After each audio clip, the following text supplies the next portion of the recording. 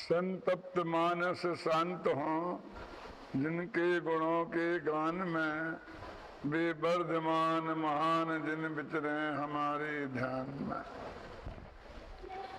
भगवान महावीर के जीवन दर्शन और उनके सिद्धांतों पर चर्चा चल रही है, जिनमें उनके जीवन दर्शन, उनकी वाणी का प्रतिपादन केंद्र बिंदु भगवान आत्मा, प्रतिपाद्य अनेकांत, प्रतिपादन शैली स्यादवाद की चर्चा हुई। और दूसरी प्रतिपादन शैली है चार अनुयोग, उनके संदर्भ में आज चर्चा करनी है। जैसे वेदांत में चार वेद पाए जाते हैं, ऐसे ही जैन दर्शन में भी द्वादशांग जिनवाणी को चार अनुयोगों में विभाजित किया गया है। अथवा उसे हम ऐसा भी कह सकते हैं कि अपने तत्व ज्ञान की मूल बात को जन जन तक पहुंचाने के लिए चार शैलियों को अपनाया गया है। जैसे एक बच्चा अपनी बहन को गालियां दिया करता था, उसकी मां ने उसे बहुत समझाया कि बहन को गाली देना अच्छी बात नहीं है, लेकिन उसकी समझ में नहीं आया सो नहीं आया। आखिर उसकी मां ने सोचा कि ऐसे काम नहीं चलेगा। अब की बार इसने बहन को गाली दी तो उसी वक्त मैं जोर से एक चांटा इसके गाल पे मारूंगी, क्योंकि अब इसके बिना ये मानेगा नहीं बहन को गाली दिए बिना। यद्यपि वो अपने बेटे को किसी भी रूप में चांटा मारना पसंद नहीं करती थी, उसे इस बात का बहुत दुख भी था कि मुझे अपने बेटे को एक चांटा मारना पड़ेगा, पर क्या करे, बेटा मानता ही नहीं था। तो बाजार में माँ और बेटे जा रहे थे तो बेटे के पैर में लग गया कांटा। तो माँ ने सोचा कि क्यों ना चांटे का काम कांटे से निकाल लिया जाए। कांटा तो इसके पैर में चुभ ही गया है, तकलीफ तो हो ही गई है। इसलिए उसने ये जोर दिया कि जो लड़के अपनी बहन को गालियां देते हैं उनके पैर में कांटा चुभ जाता है। यद्यपि बहन के से गाली देने से पैर में कांटे चुभने का कोई दूर का भी रिश्ता नहीं है। हजारों दफे गालियां दें और कांटा ना चुभे, ऐसा भी हो सकता है। क्यों? और कोई सज्जन पुरुष कभी भी बहन को गाली नहीं दे, फिर भी उसके पैर में कांटा चुभ जाए, ऐसा भी हो सकता है। ऐसा कोई नियम नहीं है। लेकिन उस माँ ने सोचा कि यदि मैं कांटे के साथ गाली को जोड़ दूंगी तो ये बेटा उस गाली देने के काम से बाज आ जाएगा, फिर एक बहन को गाली नहीं देगा। जैन शास्त्रों में प्रथमानी योग के शास्त्र कहते हैं कि यद्यपि कांटे लगने का और बहन की गाली से संबंध कुछ नहीं है, फिर भी ये आदत सुधरती है उसकी, तो ऐसा कहना कोई गलत बात नहीं है, क्योंकि उसकी आदत सुधरती है ना। तो एक बेटे की आदत सुधारने के लिए कितना झूठ भी बोले, कितना, जबकि उसका कोई संबंध नहीं है कांटे का और बहन को गाली देने का। तो हमारा प्रयोजन की सिद्धि करने वाला कथन है, इसलिए प्रथमान योग ऐसे कथन को सत्य कथन कहता है। क्योंकि उसका प्रयोजन सत्य है, प्रयोजन ठीक है। ऐसा एक नहीं, ऐसे हजारों उदाहरण वर्तमान योग के शास्त्रों में भरे पड़े हैं। देखिए, रावण नरक गया, क्यों गया? तो सारी दुनिया कहती है कि जाहि पाप रावण नरक गयो, सोही पाप लोगनि खिलौना करी राख्यो है। कि सीता के अपहरण के कारण रावण को नरक जाना पड़ा, और आज के लोगों ने उस पाप को जो रावण ने किया था बस खेल समझ रखा है।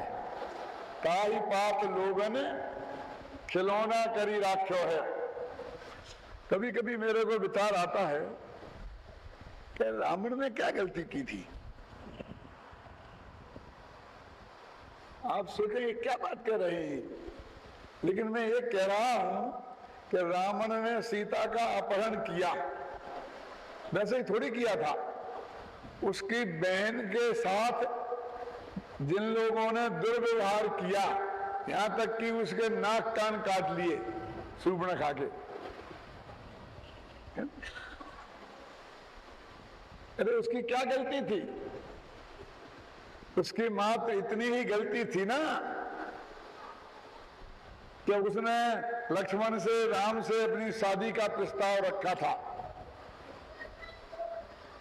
इसमें तो अन्याय की बात कहां, जबरदस्ती तो कुछ नहीं की थी ना। नहीं करनी थी शादी तो वे नहीं करते, मना कर देते, कोई जबरदस्ती थी। लेकिन नाक कान काट लेना ये तो सज्जनता नहीं है, ये तो दुर्जनता की हद हो गई ना। और उसी का बदला लेने के लिए यदि किसी के बहन के भाई ने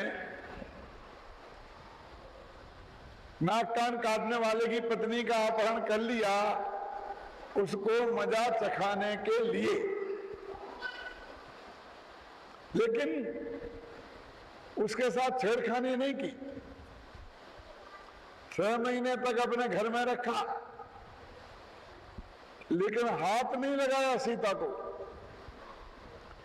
भले ही इतना चाहता था कि रोजाना ही उसके हाथ पैर जोड़ता था कि तू मुझे स्वीकार कर ले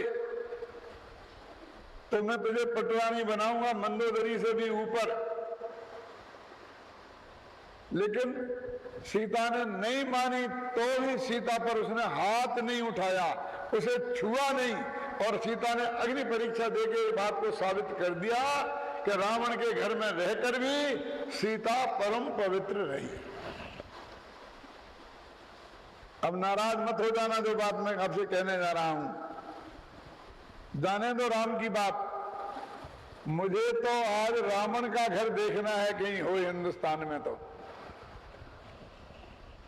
राजेंद्र बाबू क्या कह रहा हूं मैं, धन्य कुमार जी, कोई रावण का घर भी दिखाई देता है कि किसी की मां बहन बेटी दूसरे के घर में 6 महीने तक सुरक्षित रहे, और खासकर तब कि जब वो व्यक्ति उसे जी जान से चाहता हो और उसे रोकने वाली ताकत दुनिया में कोई ना हो, अर्ध चक्रवर्ती सम्राट हो। कौन रोकने वाला था रावण को? यदि वो सीतों के साथ जबरदस्ती करता तो किसकी ताकत थी रोकने की? लेकिन सीता सुरक्षित रही ना। अग्नि परीक्षा ने साबित कर दिया ना। इतना अधिक सज्जनोत्तम आदमी कौन होगा जिसके घर में कोई नारी 6 महीने तक सुरक्षित रह सकती है उसके चाहने पर भी? कोई ऐसा कोई घर तो मुझे बताओ।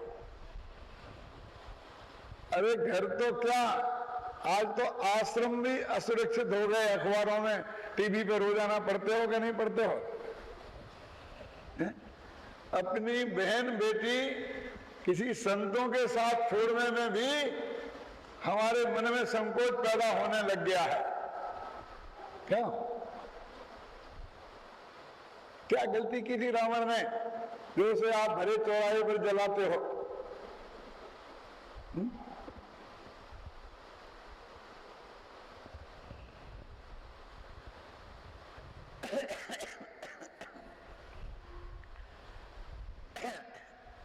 रावण सीता के अपहरण के कारण नरक नहीं गया था। यदि आपने रामायण पढ़ी हो ढंग से, जैन रामायण, तो उसमें ये बात लिखी है कि रावण का मन बदल गया था।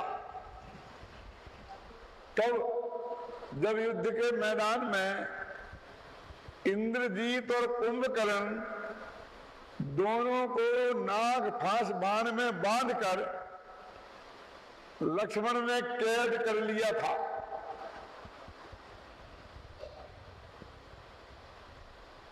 तब मंदोदरी से रावण ने कहा कि हे मंदोदरी, मेरे मन में एक बात आई है। कि बोलो नाथ, क्या है?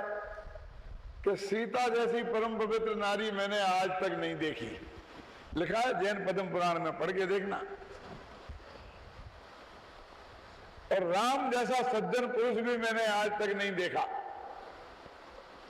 मैं कार्तिक की अष्टमिका में भगवान की आराधना कर रहा था, तो लक्ष्मण ने तो बहुत उपद्रव किया, लेकिन राम ने उसे रोका कि नहीं नहीं, ये अन्याय है, ये नहीं करना। राम जैसा सज्जन पुरुष और सीता जैसी शीलवती नारी न मैंने देखी है, न देखने को मिलेगी। इसलिए मैं सीता को राम के लिए ससम्मान वापस करना चाहता हूं। रावण की यह बात सुनकर मंदोदरी फूली नहीं समाई कि नाथ, आपने बहुत अच्छी बात सोची, थोड़ी लेट जरूर हो गए, लेकिन अंत भला सो भला। तुमने ये सोचा है कि सीता माता को वापस देना है, राम को ससम्मान, तो ये आपने बहुत अच्छा किया। अब मैं अभी हाल जाती हूं किसके पास? राम के पास, और उनसे कहती हूं कि रावण आपकी आज्ञा मानने को तैयार है, सीता वापस देने को तैयार है, और मैं अभी अपने देवर को और अपने बेटे को छुड़ा के लाती हूं। इंद्रजीत बेटा और कुंभकर्ण देवर। नाग पास में बांध लिया था ना, तो मैं अभी हाथ छुड़ा के लाती हूं। जब रावण ने ऐसा कहा, एकदम मंदोदरी ने तो एकदम आग बबूला हो गया। रावण, क्या भक्ति है, तुझे शर्म नहीं आती है? मैं उससे जाके भीख मांगूंगा कि नाथ, आपने कहा है ना कि मैं सीता को ससम्मान वापस दूंगा, तो वो बात मैं भी कम मना करता हूं, लेकिन हार कर नहीं, जीत कर। यदि मैं हार कर दे दूं तो दुनिया क्या कहेगी कि मैं डर गया और इसलिए मैंने दे दिया इंद्रजीत और कुंभकर्ण को छुड़ाने के लिए। भाई और बेटा कैद में हो गया तो मेरे हृदय कांप गया और अपनी मौत से मैं डरने लगा, और भाई की मौत को मैं बर्दाश्त नहीं कर सका, बेटे की मौत को मैं बर्दाश्त नहीं कर सका, इसलिए मैंने हथियार डाल दिए हैं। ये नहीं हो सकता। तो क्या करोगे नाथ? कि मैं, वो सुग्रीव है ना, सुग्रीव, वो सुग्रीव नहीं है, कुग्रीव है, मैं उसे निष्क्रिय करूंगा युद्ध के मैदान में। ये शब्द पढ़े हुए आचार्य के लिखे हुए। क्या?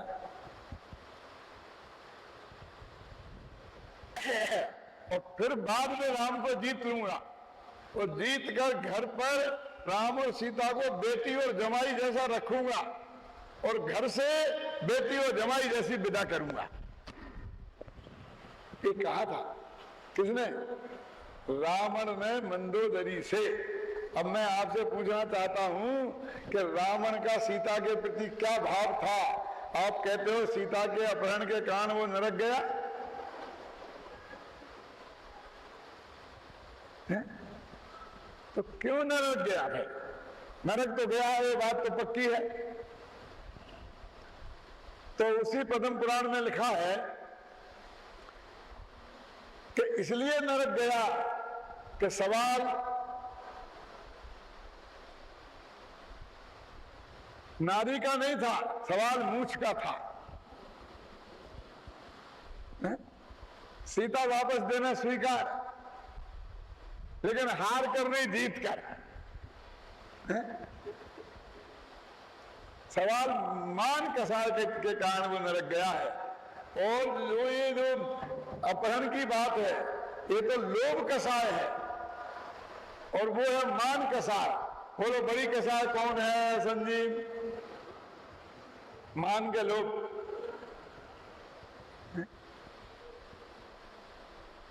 तो वो जो रावण नरक गया है वो सिर्फ मूछ के कारण गया है कि मेरी मूछ का सवाल है, मैं किसी कीमत पर हार स्वीकार नहीं है, मैं पहले जीतूंगा और बाद में सीता को ससम्मान वापस।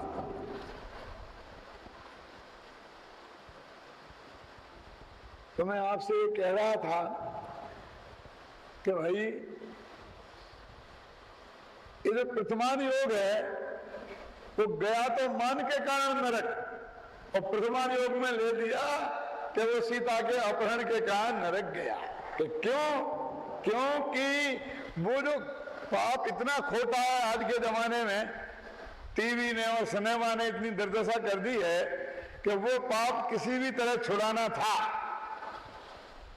तो उन्होंने लिख दिया कि उसने सीता का अपहरण किया इसलिए रावण नरक गया।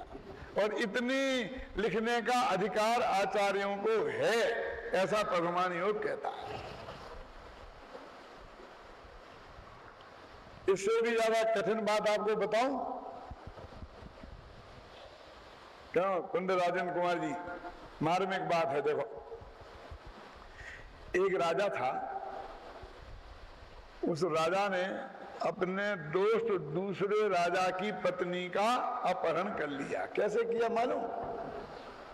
कि वो उसकी पत्नी उसे पसंद आ गई तो सब राजाओं को अपने घर बुलाया कि हमारे यहाँ कोई बहुत बढ़िया विधान है, अच्छा कार्यक्रम है, कोई महोत्सव। सब राजाओं को रानियों सहित बुलाया और उस राजा को भी रानी सहित बुलाया और फिर सबकी विदाई कर दी। फिर कार्यक्रम पूरा होने के बाद और उससे कहा कि आप तो हमारे बहुत घनिष्ठ दोस्त हो, अब 10-5 दिन रह करके जाना। इस तरह घर में रोक लिया धोखे से, सुनो। और फिर उसकी पत्नी का अपहरण कर लिया, अपनी औरत बना लिया, उसे मार के भगा दिया घर से। वो पागल हो गया, रोता रोता चिल्लाता रहा सारी जिंदगी, और वो उसकी पत्नी के साथ भोग करता रहा, पर स्त्री के साथ। बोलो, रावण तो बेचारे ने छिया नहीं था, उसे तो आपने 30 नरक भेज दिया। अब इसे कौन से नरक भेजना चाहिए? बोलो, क्या नाम? रमेश भाई। इस राजा को, इसका नाम था मधु राजा, और जिस रानी का उसने अपहरण किया था उसका नाम था चंद्राभा। शास्त्र की बात है, मेरे घर की नहीं, कि उसने दोस्त की पत्नी का धोखे से अपहरण किया और वो बेचारा रोता चिल्लाता रहा, पागल हो गया, और उसकी पत्नी को अपनी रानी बनाकर रख लिया। तो उसके हिसाब से तो 7वां नरक भी उसे कम पड़ेगा ना आपको।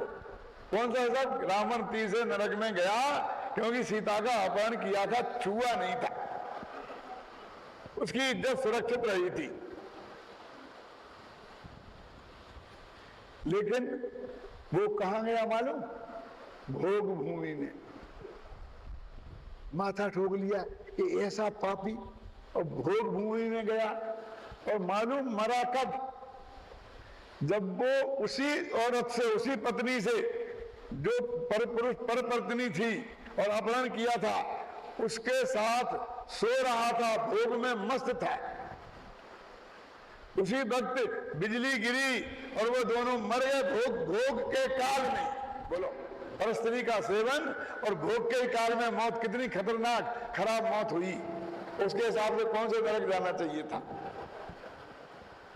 वो करते करते अरे वो नरक में गया और भोग भूमि गया। अब करें क्या? आचार्य कहते हैं, सुनना। और रावण के तो अंत में मन में ये आ गया था ना कि मैं सीता को ससुरमान वापस करूंगा, बेटी जवाई जैसा विदा करूंगा। कभी भाव रहे होंगे खोटे पहले, लेकिन मरने के पहले तो भाव सुधर गए थे ना अन्ना जी। अब क्या करे प्रथमान योग? तो टोडरमल जी कहते हैं कि कोई वहां ये देखा कि नरक गया रावण, तो सीता के अपहरण को नरक से जोड़ दिया। और यहां वो क्यों गया भोग भूमि? तो उसमें लिखा कि उन दोनों ने मुनिराज को आहार दान दिया था। रावण ने कभी आहार दान नहीं दिया मुनिराजों को। रावण ने तो ऐसी भक्ति की थी मालूम कि नस भी लग गई थी, उसमें बत्ती रही थी, तो नरक गया तो भक्ति को कोई याद नहीं करता है। और वो भोग भूमि गया तो मुनिराज को आहार दान दिया था। हमें तो आहार दान मिलना चाहिए, तुम्हारा जो कुछ हो। उस पाप की भी छुट्टी, उस पाप पे कोई ध्यान नहीं देता। तो टोडरमल जी ने मालूम क्या लिखा कि ऐसा विचित्र फल दिखाना तो अच्छी बात नहीं है। खुद प्रश्न किया, कहते इसमें क्या बुरी बात है? बुरे का फल बुरा ही बताया। परस्त्री का अपहरण बुरी बात थी और उसका नरक भी बुरी जगह है, तो परस्त्री के अपहरण से नरक को जोड़ा, कौन सी बुरी बात है? भले उसका साक्षात फल नहीं हो। और क्योंकि वो भोग भूमि में गया तो क्या हम परस्त्री सेवन को जोड़ दें उससे? तो मुनियों को आहार दान दिया था, इसलिए दोनों ही गए भोग भूमि में। मालूम आहार दान किसने दिया था? उन्हीं दोनों ने। शांति क्या कहना चाहते हो? क्या लिखा है उसमें? माने ऐसी रखेल को रख के और ऐसे पति पत्नी भी मुनिराजों को आहार दान दे सकते हैं? बोलो संजीव, तो उनसे पूछो, कि टोडरमल जी से पूछो कि भी क्या रास्ता निकालते हैं इसका।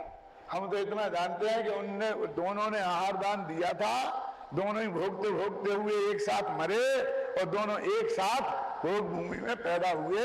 ये अपने पुराणों में लिखा है, ये परम सत्य है। ये प्रथमान योग की कथन शैली है। सुनना, मैंने कितनी औपचारिक होती है, उसमें ये नहीं निकालना कि सचमुच इस पर्टिकुलर बात का काम का पर्टिकुलर फल हुआ है।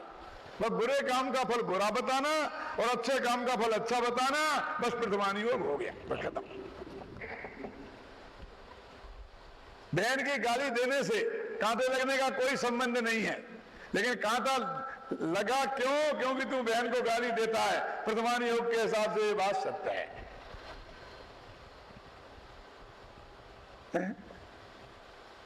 तो ने प्रश्न किया कि ऐसा झूठा फल दिखाना तो योग्य नहीं। तो उन्होंने उत्तर दिया, झूठा तो तब कहलाए कि खोटे काम का फल स्वर्ग जाना बताते। यानी हम वो परस्त्री सेवन किया, परस्त्री का अपहरण किया, उसको भोग भूमि में जाना का कारण बताते। ख्याल में है ना?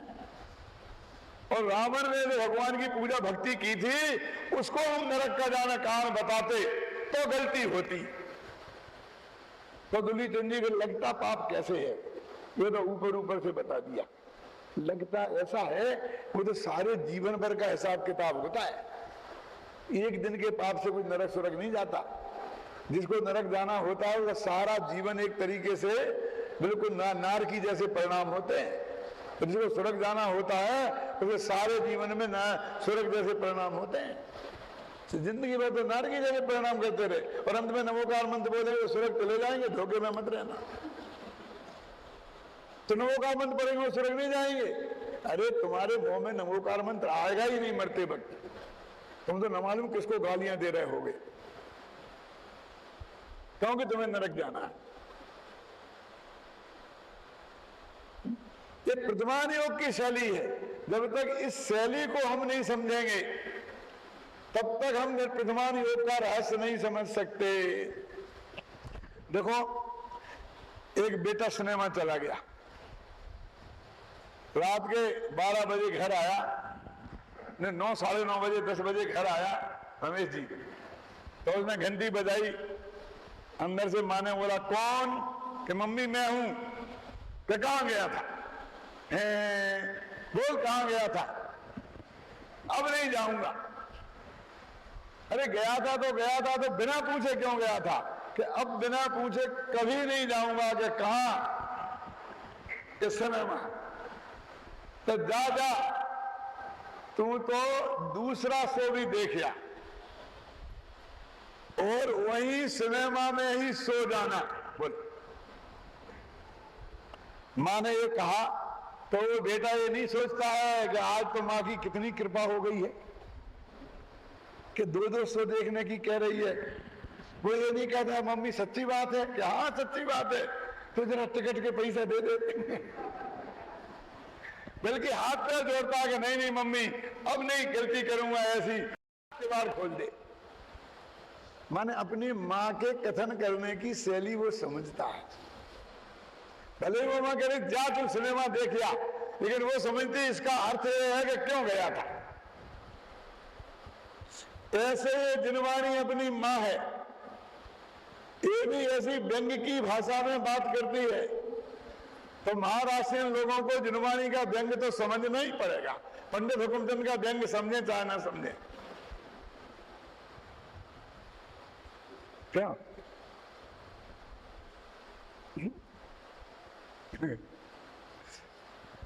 कि वो इस स्टाइल में बात करती है, प्रथमान योग की जो शैली है, और उसका सही अर्थ हम नहीं समझे। देखो अपने मंदिरों में नरक के चित्र बने रहते हैं ना, तो ऊपर किसी ने परस्त्री का सेवन किया तो नीचे नरक में एक पीतल की दहकती हुई गरम गरम महिला उस नारकी को चिपका देते हैं। क्या ऊपर से कौवे का मांस खाया तो नीचे कौवा उसका मांस खा रहे हैं, ऐसा दिखा देते हैं। लेकिन ऐसा कुछ है नहीं कि जब ऊपर किसी माँ बहन की इज्जत खराब करे तो वो कोई पुतली चिपकाई जाएगी, ऐसा कुछ नहीं है। तो ये झूठी बात क्यों लगी? झूठी कहाँ है? खोटे काम का फल खोटा बताया ना, ये बताए बिना ये लोग पाप छोड़ते ही नहीं, इसलिए बताया, ऐसा लिखा है।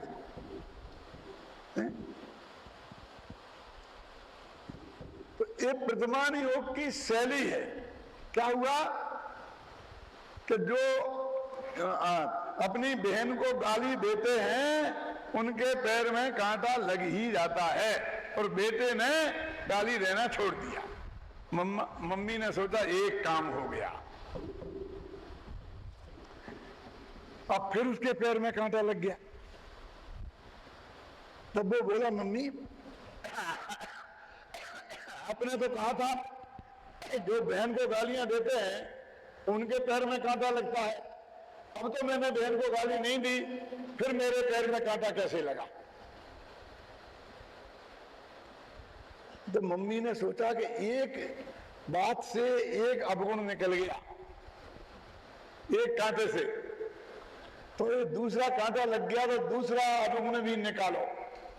तो उसने कहा बेटा जो देख के नहीं चलते हैं ईर्ष्या समिति पूर्वक, उनके पैर में कांटे लग ही जाते हैं। तो कौन सी मम्मी थी? चरणानी योग वाली। देख के आचरण करो, पानी छान कर पियो, कोई जीव जंतु न मर जाए। ये आचरण वाला कि जिनका आचरण खोटा होता है उनके पैर में कांटे लग ही जाते हैं। क्या है? और ऐसा भी होता है कि जो देख के नहीं चलते, ऊपर को मुंह करके चलते हो, उनके पैर में कांटा नहीं लगे, और खूब देख देख के चले, 4 हाथ जमीन आ गई और कांटा लग जाए। मुनि महाराजों को लग जाते कि नहीं कांटे? अपन लोग निकालते ना उनके पैरों में से कांटे, तो वो तो 4 हाथ जमीन देख के चल रहे थे, मैंने कांटे क्यों लग गए? क्योंकि कांटा इतना छोटा हो कि जो 4 हाथ दूर से नहीं दिखाई दे तो लग जाए। क्यों? तो फिर भी आचरण सुधारने के उद्देश्य से ये संबंध नहीं होने पर चौड़ानी योग कह देता है कि जो देख के नहीं चलते उनके पैर में कांटे लगते हैं। तो बेचारे बच्चे ने देख के चलना भी शुरू कर दिया, मैंने अपना आचरण भी सुधार लिया।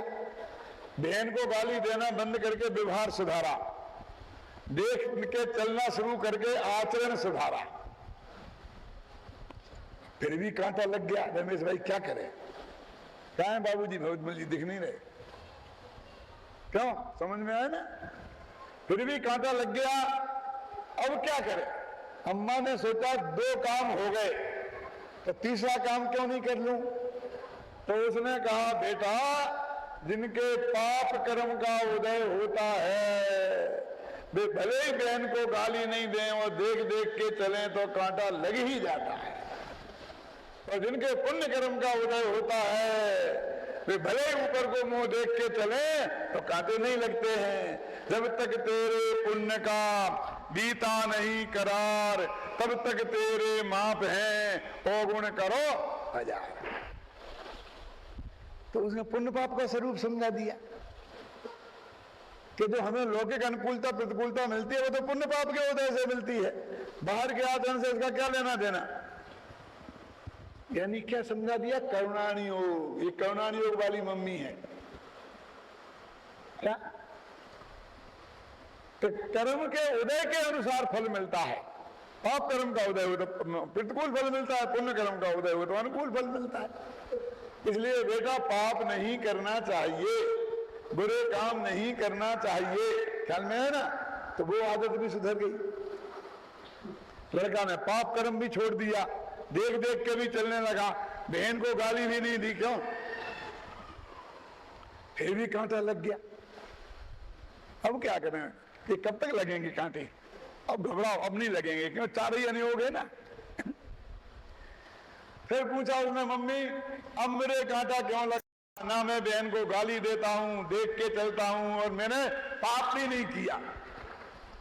तो उन्होंने कहा बेटा जिस द्रव्य में, जिस क्षेत्र में, जिस काल, जिस भाव का, जिस द्रव्य का जो कुछ होना है उस क्षेत्र का उस निमित्त से वो होके ही रहता है। दुनिया की कोई ताकत उसे टाल सकती नहीं। क्रमबद्ध पर्याय का ज्ञान करा दिया। बोलो, द्रव्यानुयोग का ज्ञान करा दिया। एक कांटे से चारों अनुयोगों की शैली का ज्ञान करा दिया। वैसे तो पंडित टोडरमल जी ने इस मोक्ष मार्ग प्रकाशक में पूरा एक अध्याय 50 पेज का चारों अनुयोगों के कथन करने की पद्धति पर लिखा। ख्याल में है ना? लेकिन ये जो मैंने आपको बताया है कांटे का और कांटे का हिसाब किताब, ये इसमें भी नहीं मिलेगा। क्यों? क्योंकि ये तो मेरे कारखाने का उत्पादन है।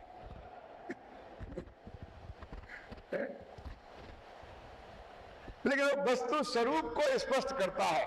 चारों अनुयोगों की ऐसी हूबहू शैली नहीं है कि पर्टिकुलर पाप से पर्टिकुलर फल मिलता हो, जबकि शास्त्रों में ऐसा लिखा है, यहाँ ऐसा करोगे तो वहां ऐसा होगा, यहाँ ऐसा करोगे तो वहां ऐसा होगा।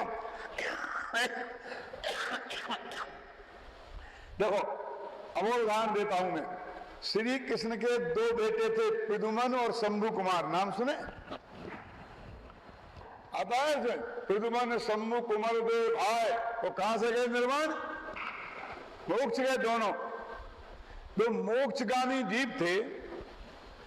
एक दफे शंभु कुमार के किसी अच्छे काम से श्री कृष्ण प्रसन्न हो गए।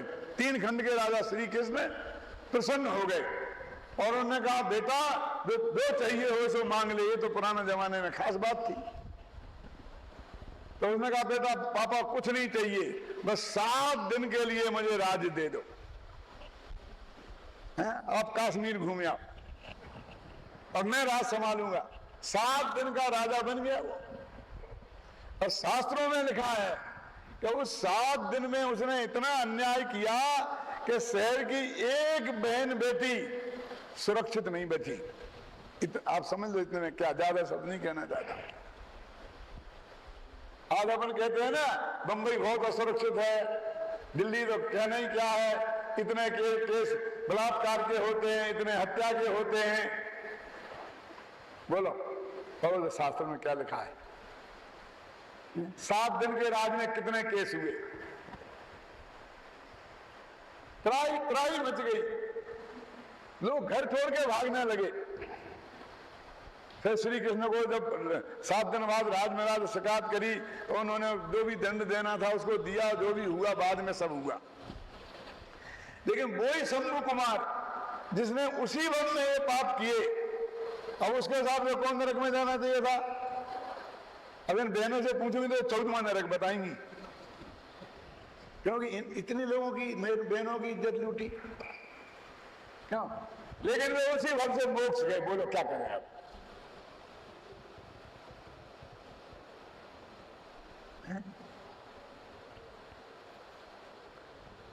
तो क्या करेंगे हम? उनके जीवन के उस पक्ष पे बिल्कुल गौर कर देंगे। और उन्होंने जो मुनि दीक्षा लेकर कठोर तपस्या करके सपक श्रेणी मारी, आत्मा का ध्यान किया और केवल ज्ञान प्राप्त किया, तो बस कहेंगे उसका फल है, बस खत्म। और बात झूठी तो नहीं है ना, सच्ची है ना। अब उनके जो काम करेगा वो फल तो भोगना ही पड़ेगा, और नरक में जाके भोगना पड़ेगा, और स्वर्ग में जाके भोगना पड़ेगा। बोलो कहाँ भोगना पड़ा? सब एक साथ खत्म हो गए कि नहीं हो गए? 8 कर्म नष्ट हो गए कि नहीं हो गए? तो कहते हैं कि जैन धर्म में 4 अनुयोग हैं, और उन 4 अनुयोगों की कथन करने की अलग अलग शैली है।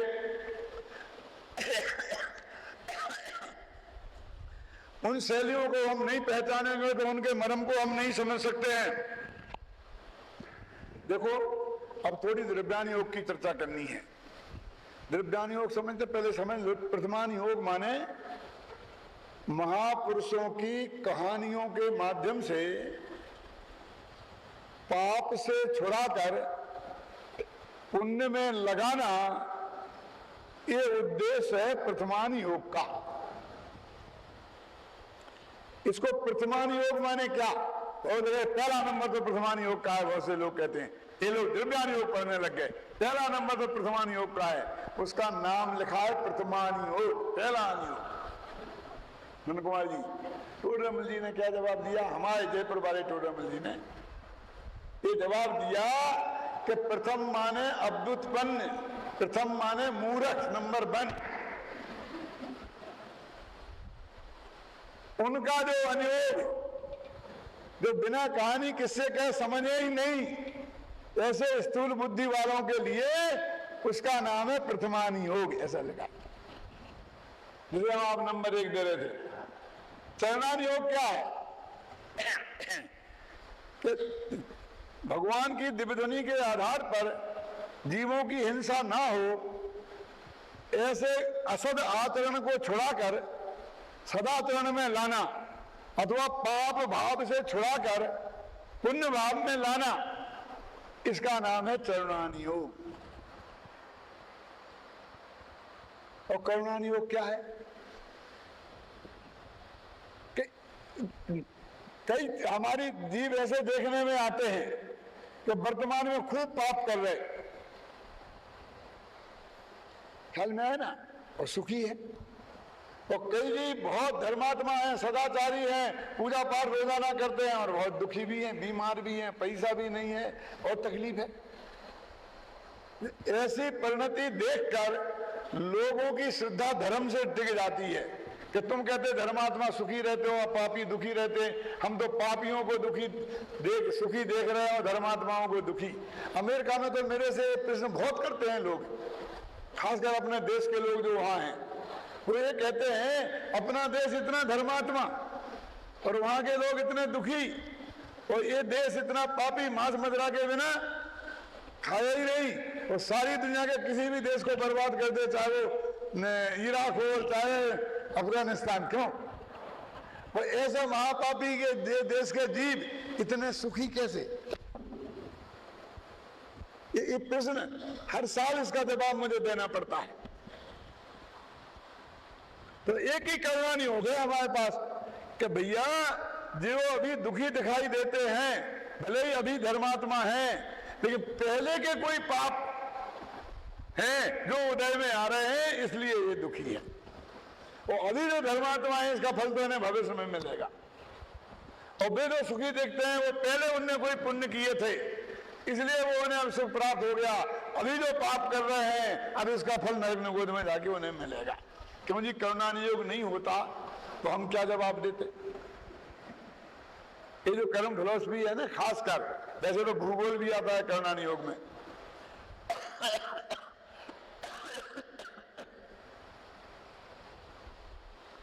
तो ये 3 अनुयोग हमें पाप से छुड़ाकर पुण्य में लगाने वाले हैं, इसलिए तीनों अनुयोग पुण्य को धर्म कहते हैं। अब जो पुण्य पाप से छुटाकर जो असली धर्म है, जो मोक्ष में ले जाने वाला धर्म है, वो वर्णन द्रव्यान योग में होता है। 7 तत्व का, 6 द्रव्य का, सम्यक दर्शन, ज्ञान, चारित्र का, रत्नत्रय का, समझ गए ना? ये सब वर्णन द्रव्यान योग में होता है। आज बहुत से लोग ये कहते हैं कि द्रव्यान योग तो बहुत कठिन है, इसलिए हमें तो प्रथमान योग से शुरू करना चाहिए। कोई चरणान योग से शुरू करने की बात करता है, कोई कवनान योग में उलझ जाने की बात करता है। लेकिन पंडित जी कहते हैं ये तो बस पाप से छुड़ा के पुण्य में लाएगा तो पुण्य पाप सब नाश के ज्ञान भान प्रकाश, इसका क्या होगा? तो किसी ने प्रश्न किया कि तुम्हारा जो अध्यात्म है द्रव्यान योग में, इसमें एक खराबी है। क्या खराबी है? कि ये जो बाहर का क्रियाकांड है, व्रत उपवास है, पूजा पाठ है, इन सब को निरर्थक बताता है। क्या? दया दान व्रतशील संयम, इनको भी कहता है कि ये तो हिंसा झूठ चोरी जैसे ये हैं।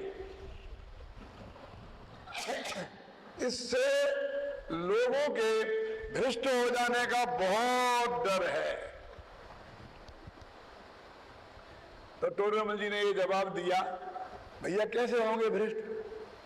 हम बार बार सावधान करेंगे, क्योंकि उपदेश तो ऊपर चढ़ने के लिए दिया जाता है, नीचे गिरने के लिए नहीं। जिसको हम निमोरी खाने के लिए मना करेंगे तो जहर खाने के लिए कहेंगे। और फिर भी कोई आदमी गिर जाए तो हम क्या करें? हम तो पुण्य पाप छोड़कर शुद्ध भाव में जाने के लिए करते हैं, लेकिन कोई आदमी पुण्य भाव छोड़कर पाप में चला जाए तो हम तो जिम्मेवार नहीं है। कभी तुम्हारे उपदेश से गया ना वो, तुम ये बातें नहीं करते, इनको हीन नहीं बताते, तो वो ऐसे गलती नहीं करता। तो पंडित जी कहते हम क्या करें? यदि इसे नहीं कहें तो मूल मोक्ष का मार्ग तो इसमें ही है। मोक्ष का मार्ग समाप्त हो जाएगा। बोलो, मोक्ष का मार्ग कायम रखना है कि समाप्त हो जाने देना है? व्रतशील संयम तप त्याग तीर्थ बातें, सब चीजों के आधार पर असली मोक्ष मार्ग को समाप्त करना है कि चालू रखना है? क्यों? कि वो तो ठीक है, वो तो ठीक है, लेकिन कुछ लोग भ्रष्ट हो जाएं तो क्या होगा? तो टोडरमल जी ने तो इतने कड़क शब्द लिखे हैं कि गधा मिश्री खाने से मर जाए तो सज्जन तो मिश्री खाना छोड़े नहीं। कोई मूर्ख भ्रष्ट हो जाए तो सही जो मोक्ष मार्ग का उपदेश है उसे देना तो बंद नहीं किया जा सकता है। कि भाई जैन धर्म तो सबका कल्याण चाहता है ना, तो उनका भी अकल्याण क्यों हो जाए? तो वे कहते क्या हो जाएगा? यदि वो पुण्य छोड़ के पाप में चला गया तो इतना ही तो होगा ना, स्वर्ग में नहीं जाके नरक में जाएगा। रहेगा तो संसार का संसार में, क्योंकि स्वर्ग भी संसार में और नरक भी संसार में। लेकिन उसके डर के मारे मोक्ष मार्ग का उपदेश बंद कर दें तो मोक्ष का रास्ता ही बंद हो जाएगा। और स्वर्ग नरक की क्या बात करें? जब 2000 सागर के लिए ये जीव निकला है, पृष्ठ पर्याय में आया है, तो इसमें 2/3 भाग तो इसे स्वर्ग में निकालने हैं और 1/3 भाग नरक में निकालना है। और यदि मोक्ष नहीं गया बीच में तो लौट के निगोद जाना है। तो स्वर्ग में नहीं जाके नरक में जाएगा, इस बात में भी क्या दम है? क्योंकि जितने स्वर्ग में जाना उतना स्वर्ग में ही जाएगा, जितना नरक में जाना उतना नरक में ही जाएगा। और कैसे छोड़ देगा हमारे कहने मात्र से? यदि वो उसे धर्म समझता है तो हमारे कहने मात्र से कैसे छोड़ देगा? अंतिम एक बात कह के समाप्त करता हूं। रेलगाड़ी में कुछ कॉलेजी लड़के बैठे थे और एक दाढ़ी वाले मियाँ जी बैठे थे सामने, सफेद दाढ़ी वाले। वे कॉलेजी लड़के आपस में मजाक करने लगे। एक कहने लगा, तू जानता है कि जितने भी सफेद दाढ़ी वाले मियाँ होते हैं ना, ये सब 1 नंबर के मूर्ख होते हैं। दूसरा बोला नहीं नहीं, कहते नहीं होते हैं। अब ऐसी बहस करने लग गए और सामने वो बैठे बैठे सुना करके उसको, उसे बड़ा गुस्सा आया। उसने क्या किया कि अपनी जेब में से माचिस निकाली और अपनी दाढ़ी ऐसी पकड़ी, माचिस में आग लगाई और दाढ़ी में आग लगा दी। दाढ़ी जली तो हाथ जलने लग गया, तो हाथ छोड़ दिया, सारी दाढ़ी जल गई। बोले मिस्टर अब बोलो, दाढ़ी वाले मूर्ख होते। बोले अब क्या बोलना, अब तो तुमने प्रूफ पेश कर दिया कि हमारे कहने मात्र तुमने अपनी दाढ़ी जला ली, इससे ज्यादा मूर्खता दुनिया में क्या होगी। तो जो लोग हमारे कहने मात्र से जिसे धर्म समझते हैं उसे छोड़ देंगे, तो वो समझ लो भगवान वाले वो कौन से हैं, वो दाढ़ी वाले मियाँ जैसे लोग हैं। उनके लिए, उनके डर से मूल धर्म का उपदेश कैसे रोका जा सकता है। इसलिए द्रव्यान योग में तत्व की बात मुख्यता से कही जाती है, जिसे समझकर हम आत्मज्ञान प्राप्त करके सच्चा सुख प्राप्त कर सकते हैं।